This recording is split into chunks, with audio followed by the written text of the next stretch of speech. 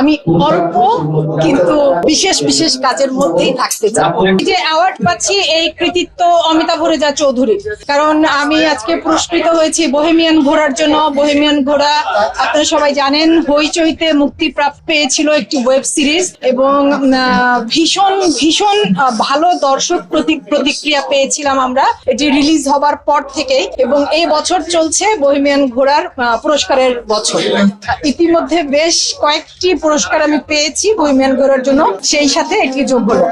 আর ধন্যবাদ, কৃতজ্ঞতা অমিতাভ রেজা চৌধুরী এবং বহেমিয়ান ঘোড়ার পুরো টিম, আমার সহশিল্পীরা যারা ছিলেন সকলের প্রতি। ভীষণ ভালো লাগছে। হয় কি, আমরা যে কাজটা করি এই কাজটা তো টিম ওয়ার্ক, মানে একজন শুধু ভালো অভিনয় করলেন তাতে করে না জিনিসটা একটা জায়গায় গিয়ে দাঁড়ায় না। যখন দলগত ভাবে, আমি বলবো যে টিমটা যখন ভালো হয়, একজন ভালো পরিচালক, ভালো চিত্রনাট্য যে টিমটা লিখেছে তারা, ভালো সিনেমাটোগ্রাফার খসরু ভাই ছিলেন আমাদের বহেমিয়ান ঘোড়ার সিনেমাটোগ্রাফার, এবং সহশিল্পী আমার সহশিল্পী মোশাররফ করিম এবং আরো যে আর্টিস্টরা ছিলেন তারা প্রত্যেকেই। তো আমরা যে কাজটা করি মূলত এটি টিম ওয়ার্ক, এবং এই কাজের যখন কাজটি ভালো হয় বা এর সাফল্য কোনোভাবেই একজন ব্যক্তির উপর নির্ভর করে না। এই কৃতিত্বটা পুরোটাই টিমের সকলের। ভালো লাগে তো একটা কাজ যখন দর্শকরা এত পছন্দ করে এবং সেই কাজ নিয়ে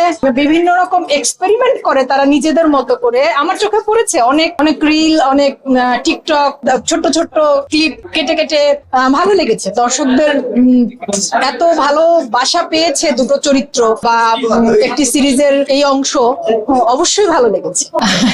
না না, এরকম না। আসলে হয় কি, আমি যে জীবনটা যাপন করি, মানে আমার পারিবারিক জীবন, ব্যক্তি জীবন, সেই জীবনটা আমি একটু শান্তিপূর্ণ ভাবে যাপন করে তারপর আমি বছরে একটি দুটি কাজ করতে চাই, যেই কাজগুলো ওই যে মানে বহেমিয়ান ঘোড়ার মতো হবে অথবা অসময়ের মতো হবে।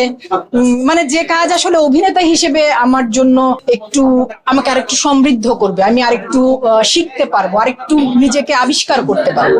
তো ওই যে ওরকম কাজের সংখ্যা না খুব অনেক বেশি যদি করি তাহলে আর অমন কাজ করা হয়ে উঠবে না। আমি অল্প কিন্তু বিশেষ বিশেষ কাজের মধ্যেই থাকতে চাই।